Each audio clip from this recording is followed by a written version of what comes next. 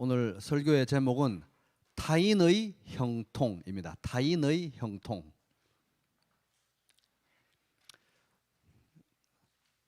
사촌이 땅을 사면 배가 아프다, 이런 유명한 말이 있죠.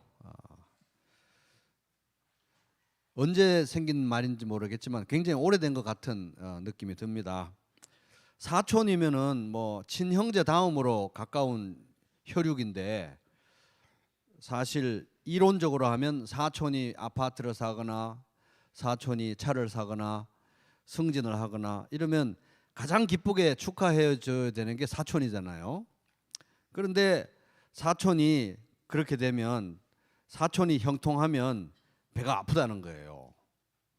또 이 속담이 이렇게 오래 내려온 거는 다들 동감을 하기 때문에 오래 내려왔다고 봅니다. 이제 이 말이 보여주는 거는, 우리 사람들은 본성적으로 타인의 형통에 대해서 불편해하는구나, 이런 거를 이제 알 수가 있습니다. 이제 타인의 형통이 나의 고통이 되는 이 문제, 이것은 하나님을 아주 잘 믿고 신앙이 좋은 그런 경건한 성도들도 예외는 아닙니다. 다 마찬가지입니다. 그래서 구약 성경에 아삽이라고 하는 사람이 있었는데요, 굉장히 경건한 신령한 그런 영적 지도자였는데, 이 사람이 쓴 시의 한 구절을 제가 읽어드리겠습니다. 하나님은 마음이 정직한 사람과 마음이 정결한 사람에게 선을 베푸시는 분이건만. 지금까지 그렇게 알고 살아왔다는 거예요. 마음이 정직하게 하나님 잘 섬기면 복을 베푼다고 그렇게 알아왔는데, 그랬건만 나는 그 확신을 잃고 넘어질 뻔했구나. 그 믿음을 버리고 미끄러질 뻔했구나. 왜 그러냐? 그것은 내가 거만한 자를 시샘하고 악인들이 누리는 평안을 부러워했기 때문이다. 그들은 죽을 때에도 고통이 없으며 몸은 멀쩡하고 윤기까지 흐른다. 시편 73편 1절에서 4절. 그래서 자기는 하나님 믿고 신앙생활 잘하고 한다고 그렇게 열심히 성실하게 사는데, 이 사는 형편이 너무 고달프다는 거예요. 근데 하나님을 멸시하고 신앙생활 아주 우습게 생각하는 그런 악인들의 삶을 보니까 너무 피둥피둥 잘 산다는 겁니다. 잘 먹고 잘 살고 형통하고 죽을 때도 아주 윤기 흐르게 죽더라는 거예요.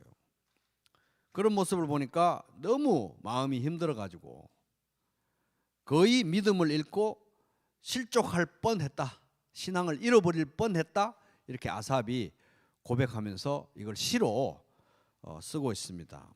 그러니까 신앙 좋은 사람들도, 경건한 사람들도 이 타인의 형통이 이 나의 고통이 되는 문제에는 예외가 아니다 하는 거예요. 그러나 이 아삽의 시에 나오는 타인의 고통은 쉬운 문제입니다, 비교적으로.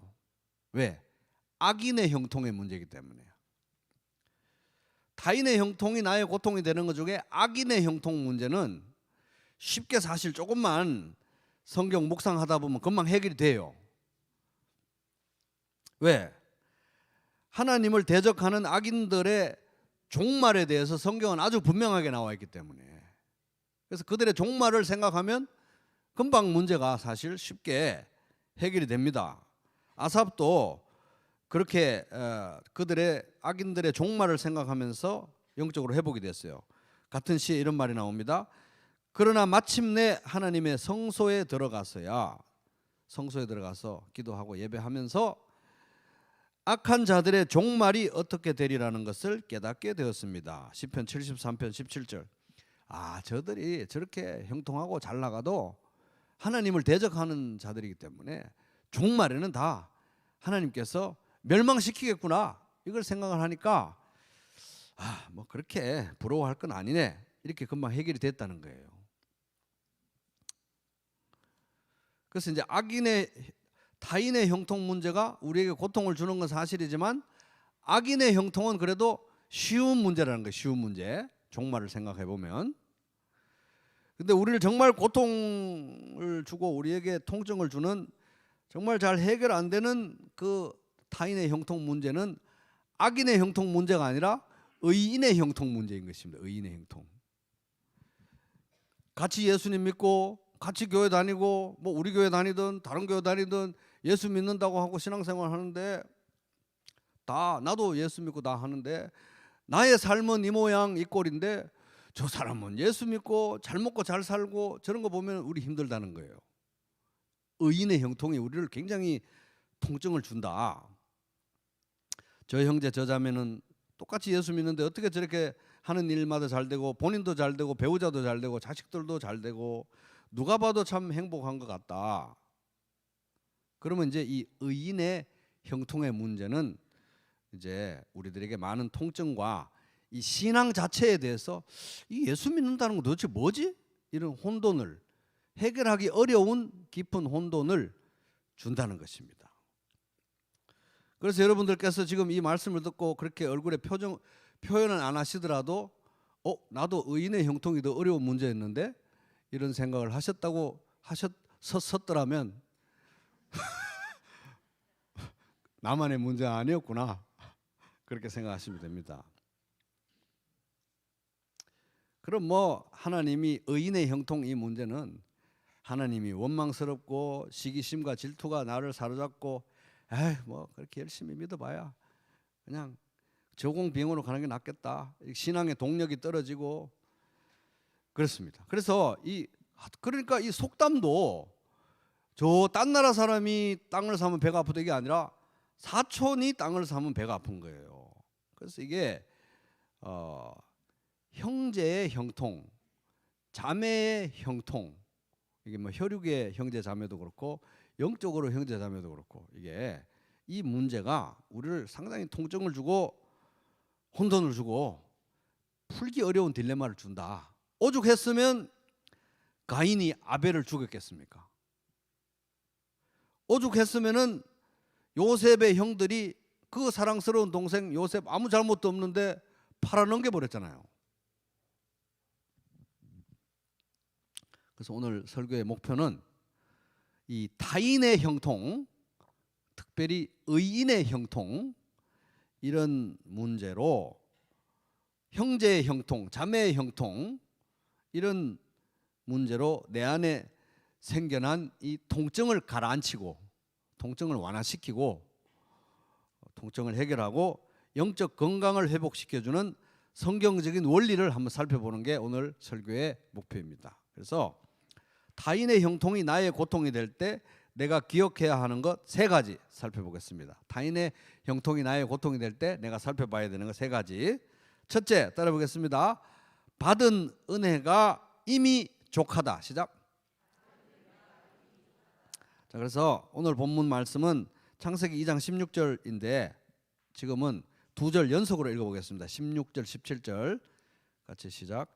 여호와 하나님이 그 사람에게 명하여 이르시되 동산 각종 나무의 열매는 네가 임의로 먹되 선악을 알게 하는 나무의 열매는 먹지 말라. 네가 먹는 날에는 반드시 죽으리라 하시니라. 그래서 에덴 동산에서 아담과 하와가 범죄한 이유는 2장 17절만 신경을 썼기 때문에 그래요. 2장 16절도 있는데 2장 17절만 신경을 썼기 때문에 이들이 범죄했다는 것입니다. 2장 16절에 보면 하나님께서 먹으라고 주신 것이 너무 많은데 딱 요 17절 하나님이 먹지 말라고 하신 선악과에 마음에 확 꽂혀버린 거예요. 17절만 꽂힌 거예요. 17절에만.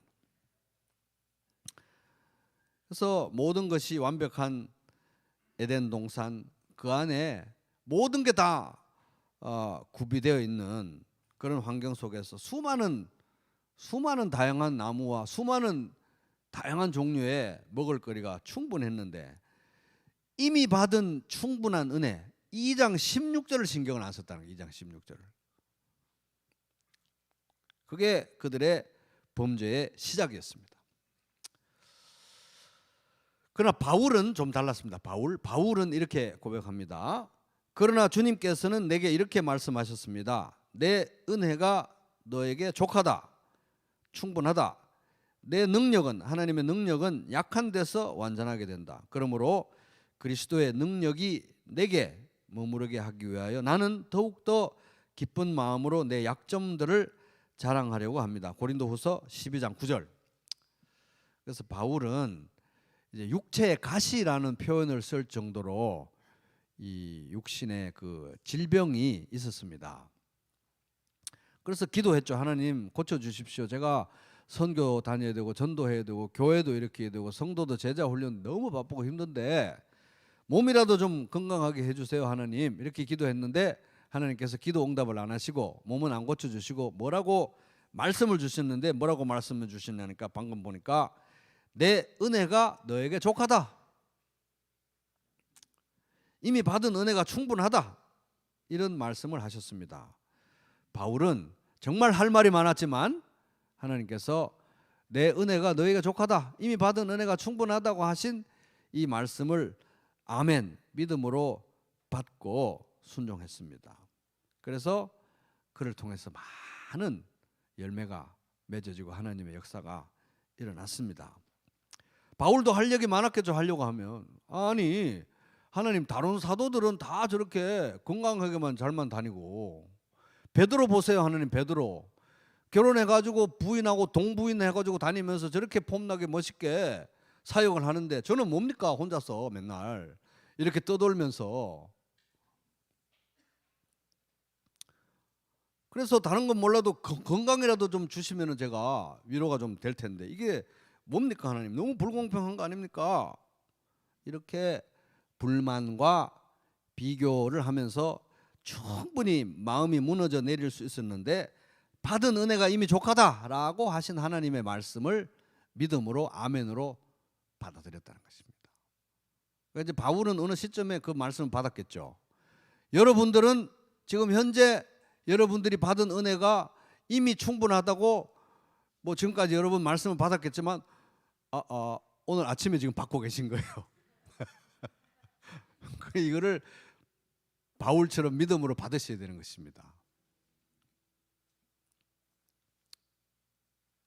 그럼 정말 이미 받은 은혜가 정말 족한가?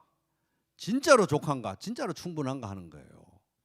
성경은 진짜 그렇다고 말씀하고 있습니다. 찬송하리로다 하나님 곧 우리 주 예수 그리스도의 아버지께서 그리스도 안에서 하늘에 속한 모든 신령한 복을 우리에게 주시되. 에베소서 1장 3절. 이미 예수 믿고 구원 받을 때 예수님 안에서 모든 복을, 하늘에 속한 모든 복을, 우리가 받을 수 있는 모든 복을 이미 예수 그리스도 안에서 다 주셨다고 에베소서 1장 4절 하나님 말씀에서 말씀하고 있습니다. 분명하게 말씀하고 있습니다. 또 증거가 불충분할까 봐 확실하게 증거를 주시는데 이럽니다. 자기 아들을 아끼지 아니하시고 우리 모든 사람을 위하여 내주신 이가. 예수님을 우리를 위해서 내주셨잖아요. 그런 분이 하나님이 어찌 그 아들과 함께 모든 것을 우리에게 주시지 아니하겠느냐. 로마서 8장 32절. 이렇게 말씀하시고 확실한 증거 예수 그리스도의 십자가까지 이렇게 내보여주시니까 우리는 이 말씀을 믿어야 하는 것입니다. 받은 은혜가 이미 족하다. 예수 그리스도 안에서 받은 은혜가 이미 충분하다. 이 말씀을 여러분 삼키기 어려우셔도 믿음으로 받으시기 바랍니다. 이 말씀 우리가 믿음으로 안 받잖아요? 그러면 우리는 하나님을 거짓말장애로 만드는 거예요. 진짜 받은 은혜가 충분하지 않다면 하나님이 이런 말씀 하시면 안 됩니다. 내 이웃의 집을 탐내지 말라. 내 이웃의 아내나 그의 남종이나 그의 여종이나 그의 소나 그의 낙이나 무릇 내 이웃의 소유를 탐내지 말라. 출애굽기 20장 17절. 이게 10계명의 10번째 계명인데 만약 우리가 예수 그리스도 안에서 받은 은혜가 충분하지 않다, 족하지 않다면 하나님 이렇게 10계명의 10번째 계명 우리한테 주시면 안 되는 거잖아요. 그리고 또 정말 하나님께서 우리에게 주신 예수님 안에서 주신 은혜가 충분하지 않다면 하나님이 범사에 감사하라 이것이 그리스도 예수 안에서 너희를 향하신 하나님의 뜻이니 데살로니가전서 5장 18절 이렇게 명령하시면 안 되는 거예요.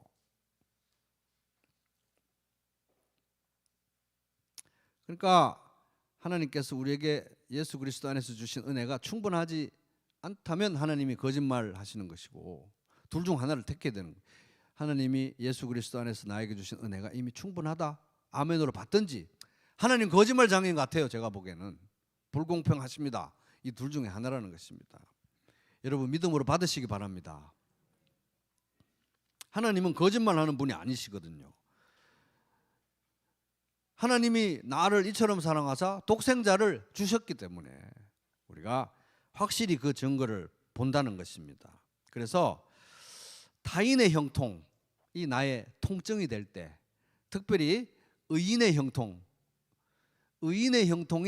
나의 통증이 될 때, 그래서 신앙이 흔들리고 마음이 흔들릴 때 우리는 예수님 안에서 이미 우리가 받은 복이 충분하다고 분명히 말씀하신 하나님의 그 말씀을 믿음으로 받고 묵상하고 또 그것을 경험하는 그런 삶이 되시기를 바랍니다.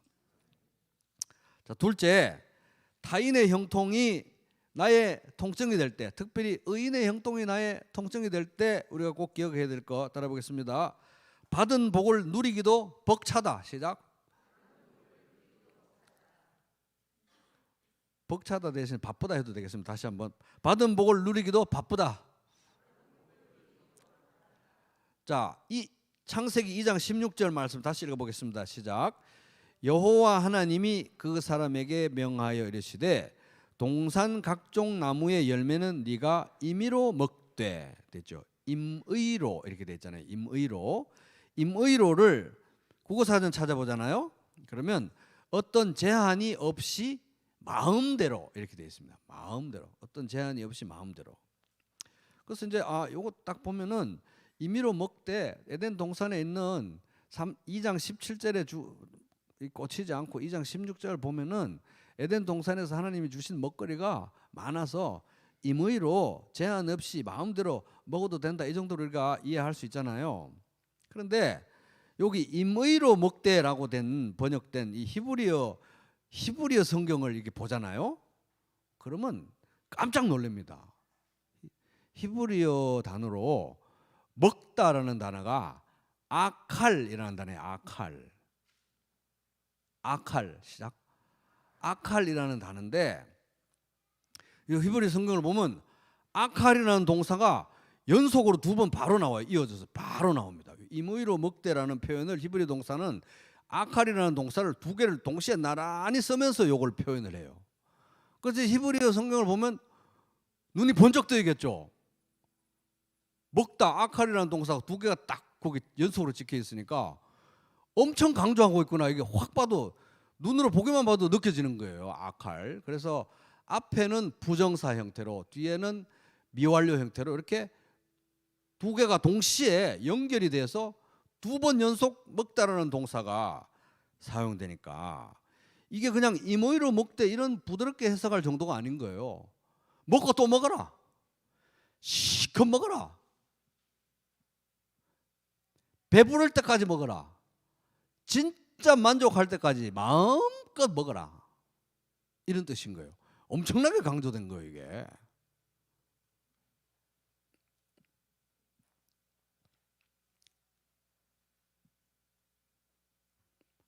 만족할 수 있을 때까지 다양하게 이것도 먹어보고 저것도 먹어보고 이것도 탐구하고 저것도 탐구해보고 요것도 깎아 먹어보고 저것도 요리해 먹어보고 이것도 샐러드로 먹어보고 저것도 뭐 지져 먹어보고 튀겨 먹어보고 이렇게 마음껏 먹어봐라. 마음껏 먹고 또 먹어라. 근데 이 많은 먹을 것들이 다 어디서 왔을까요? 하나님께서 인간을 아담과 하와를 만드시기 전에 하나님이 친히 준비하신 거라는 거잖아요.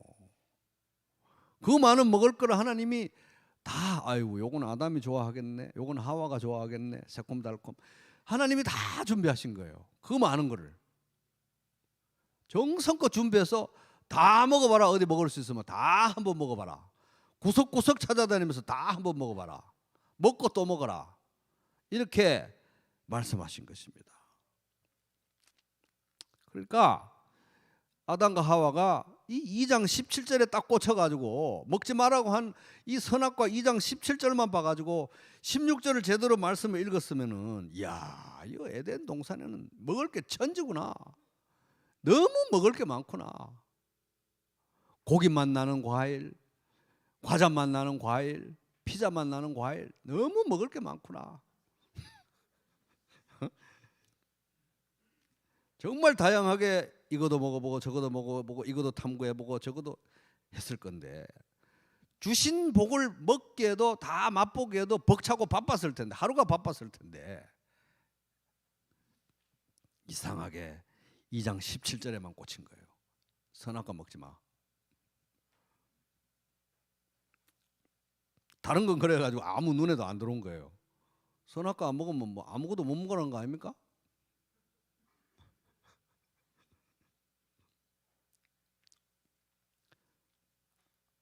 찬송하리로다. 하나님 곧 우리 주 예수 그리스도의 아버지께서 그리스도 안에서 하늘에 속한 모든 신령한 복을 우리에게 주시되. 에베소서 1장 3절. 우리도 마찬가지입니다. 뭐 아담과 하와 우리가 손가락질 할 게 아니라 우리도 다 마찬가지인 거예요. 우리도 예수 그리스도 안에서 예수 믿을 때 하늘에 속한 복을 이미 모든 복을 다 주셨다는 것입니다. 그래서 우리도 아담과 하와만 탓을 할 게 아니라 우리도, 옆에 계신 우리 모두도 사실은 예수 그리스도 믿고 예수님 안에서 받은 이 복을 다 헤아려 가지고 다 맛보고 다 누리기가 너무 바빠요. 벅차요. 영혼을 사용해도 다 할 수 없다는 것이 이게 성경의 가르침인 것입니다. 뭐 구체적으로 좀 생각해 보면 우리에게는 두 가지 약이 있는데, 신약과 구약이 있습니다. 신약 27권, 구약 39권. 이 하나님 말씀을 묵상하면서 암송하면서 공부하면서 은혜와 감동을 느낄 뿐만 아니라 그것을 정말 순종했을 때 하나님께서 우리 삶 속에 베푸실 수많은 기적과 역사를 경험하기에도 너무 바쁜데 딱 2장 17절에만 꽂힌 거예요. 선악과 먹으면 안 돼. 주일 예배, 수요 예배, 새벽 예배, 가정교회 모임 나가가지고 예배 드리고 은혜 받고 성도의 경험 나누고 이러기도 너무너무 바쁜데 딱 2장 17절에만 꽂힌 거예요. 교회 너무 재미없어.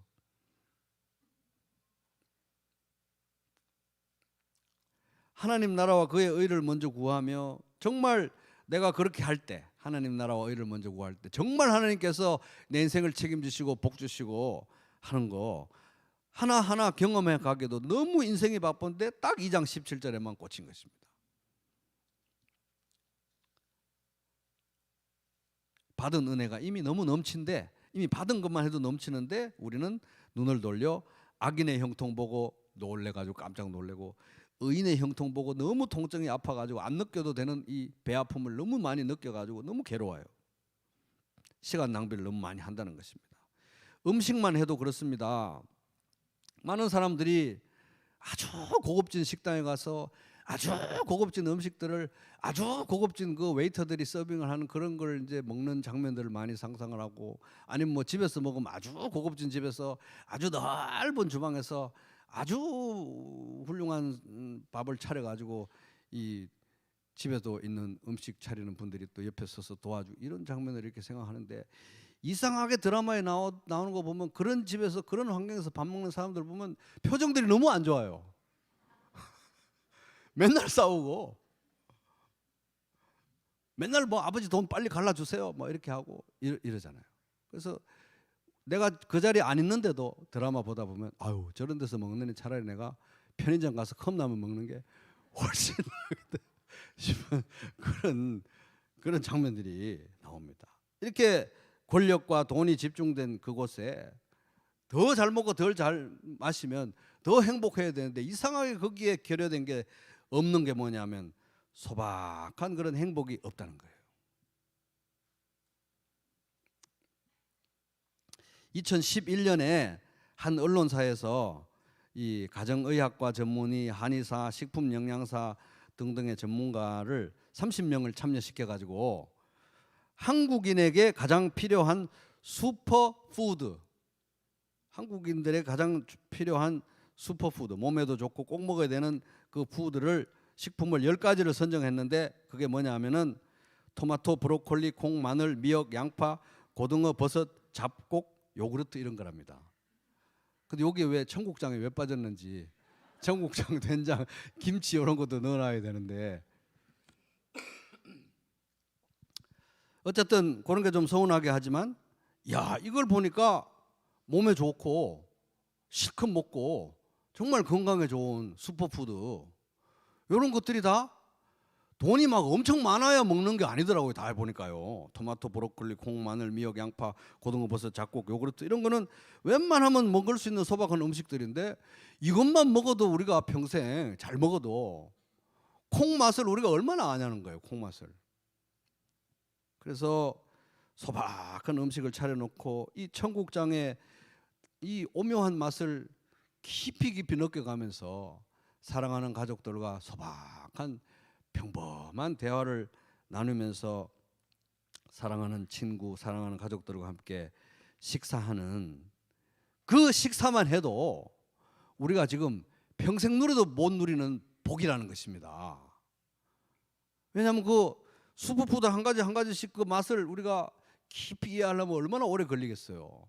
그리고 그 밥상에 앉은 그 한 사람 한 사람의 우주와 같은 영혼을 이해하고 사랑해가고 대화하는데 얼마나 오랜 시간이 걸리겠습니까? 그런 소박한 식사 자리도 사실은 마음만 먹으면 언제든지 뭐 모여서 밥 먹을 수 있을 것 같지만, 정말 많은 조건들이 충족이 돼야 그렇게 밥을 먹을 수 있겠더라고요. 다 건강해야죠. 서로 사이가 좋아야죠. 안 그렇습니까? 그런 걸 보니까 그런 소박한 식사도 마음만 먹으면, 돈만 있으면 되는 게 아니라 천만의 말씀, 돈 주고도 못 산다는 거예요. 하나님이 허락하지 않으시면 누릴 수 없는 행복이다라는 겁니다. 사람마다 먹고 마시는 것과 수고함으로 낙을 누리는 그것이 하나님의 선물인 줄도 또한 알아노라. 전도서 3장 13절.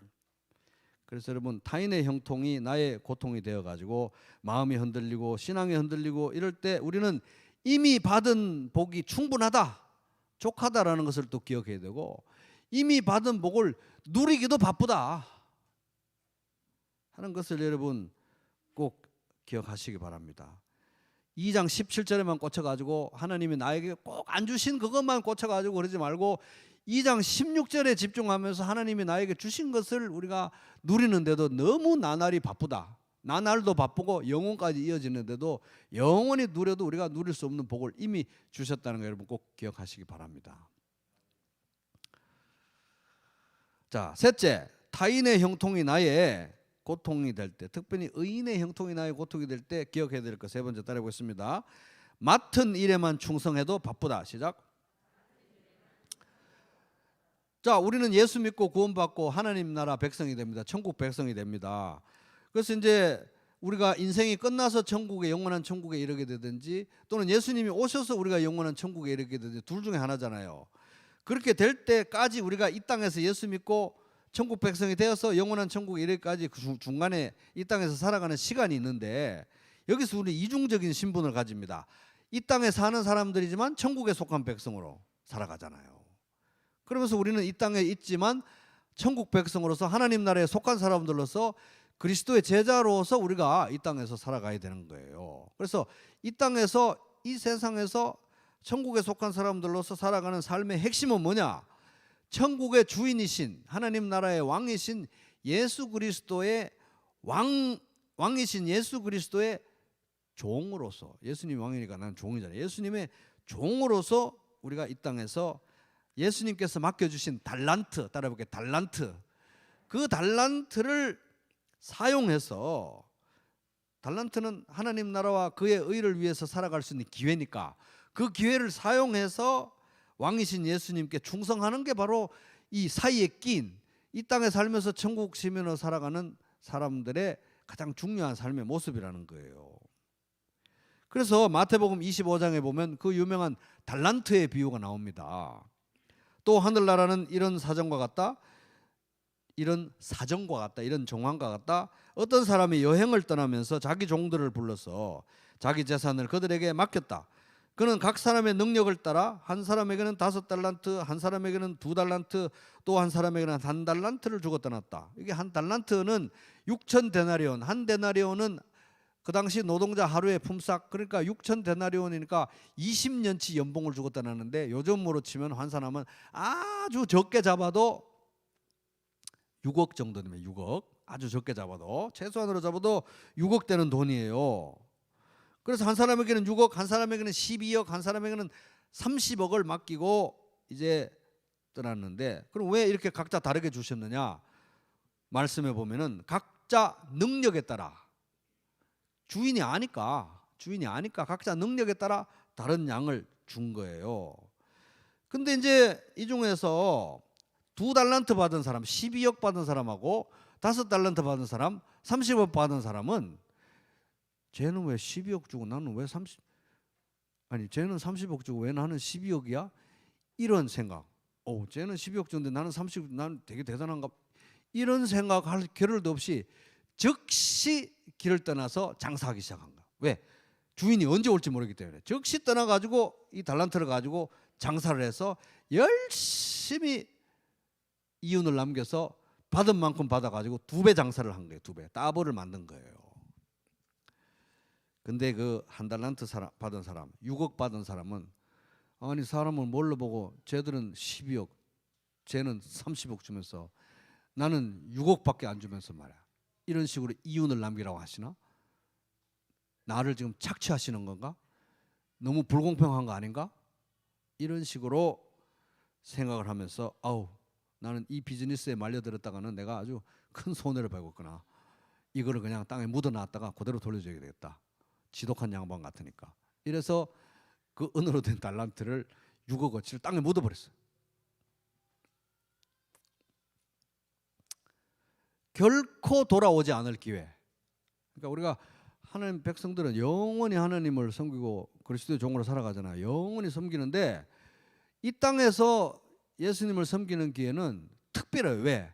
이 땅에서 섬기는 기회는 고통받으면서, 고난받으면서, 핍박받으면서, 환난 가운데, 괴로움 가운데, 억울함 가운데 예수님을 섬길 수 있는, 돌아오지 않는 기회라는 거예요. 왜? 천국에 가면 그런 일이 더 이상 없을 거니까요. 그래서 굉장히 특별한 기회인데, 고통 가운데 고난을 통과하면서 예수님을 섬길 수 있는, 돌아오지 않는 기회, 영원히 돌아오지 않는 기회를 이 사람은 놓친 것입니다.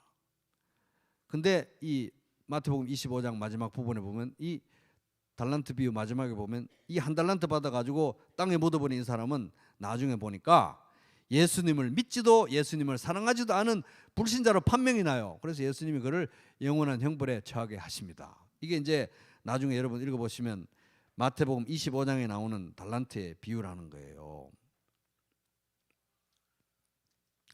이 달란트의 비유가 우리에게 주는 도전은 뭡니까?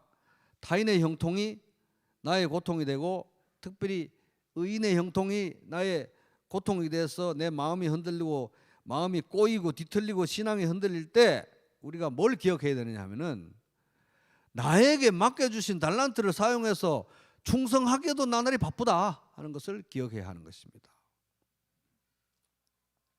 맡은 일에만 충성하는데도 바쁘다는 거예요. 나는 1달란트 6억밖에 안 주고 쟤는 왜 12억, 쟤는 왜 30억 주냐는 거를 막 이걸 부러워하면서, 셈을 내면서, 주인을 원망하면서, 주인을 오해하면서, 안 느껴도 되는 이 배 아픔을 느끼면서 시간을 낭비하기는 너무 짧은 시간이라는 것입니다.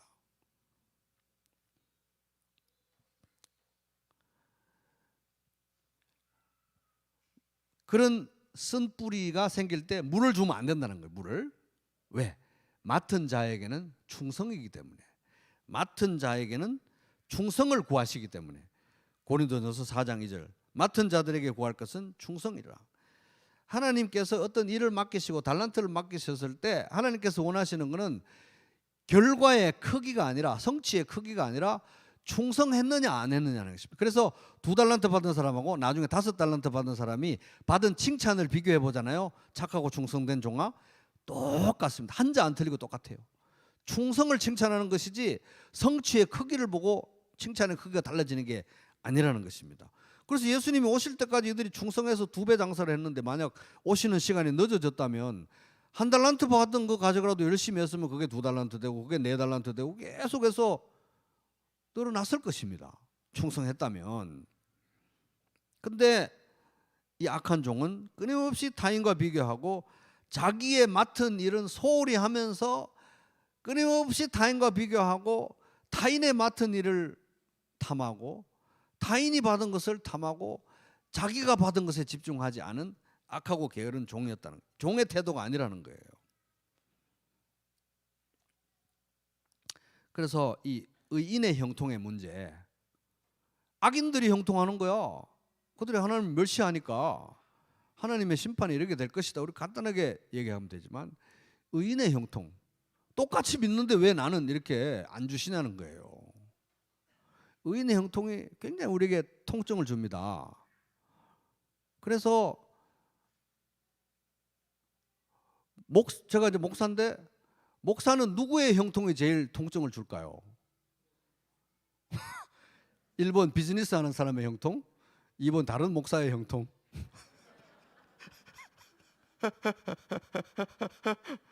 답은 제가 말 안 할게요. 이런 비슷한 사람들의 형통이 통증을 주는 거예요. 성도들도 같은 교회 생활하는데 딴 교회 사람들의 형통보다 같은 교회 성도의 형통이 더 통증을 줄 수 있다는 거예요. 그런데 이 의인의 형통의 문제 있잖아요. 이거는 내가 하나님의 자녀야, 이것만 가지고는 해결이 안 돼요. 하나님, 저도 하나님의 자녀, 저 사람도 하나님의 자녀, 저도 목사, 저 사람도 목사인데 왜 저에게는 1달란트만 주십니까? 저 사람은 10달란트나 주고요. 어디를 봐서 제가 그 사람보다 모자라는데요, 하나님. 저도 자녀 아닙니까? 자녀라고만 생각하면 해결이 안 돼요. 근데 내 아버지 하나님은 나의 아버지이기도 하지만 나의 주인이기도 하다는 것입니다. 나는 하나님의 아들이기도 하지만 종이기도 하다는 거예요. 예, 주님, 제가 주님의 종입니다 라는 태도를 가진다면 절대 그런 얘기 할 수 없죠.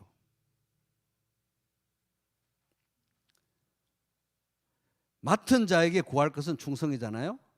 맡은 자는 다른 말로 하면 청지기는 종인 거예요. 청지기는 주인이 아니라 종인 것입니다. 종은 충성만 하면 되는 거예요. 여러분, 종의 태도로 맡은 일에 충성하시기 바랍니다. 오늘 말씀의 도전을 한마디로 요약해 보겠습니다. 받은 복을 세어보아라. 시작. 옆 사람에게 친절하게 받은 복을 세어보십시오. 좀 불친절하게 받은 복이나 세어보세요.